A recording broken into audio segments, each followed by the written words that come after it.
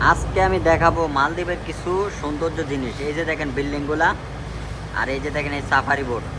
আমি কিন্তু আপনাদেরকে অনেক সময় বলে থাকি যে আমি কোন ধরনের বোটে কাজ করি। আমি কিন্তু ঠিক এই ধরনের একটা বোটে কাজ করি। তো আজকে জাস্ট আপনাদেরকে দেখানোর জন্য আমি এই ভিডিওটা করা। এই যে দেখেন, আপনি দূর থেকে হয়তো দেখে মনে করবেন যে এটা একেবারে একটা ছোট বোট, কিন্তু না।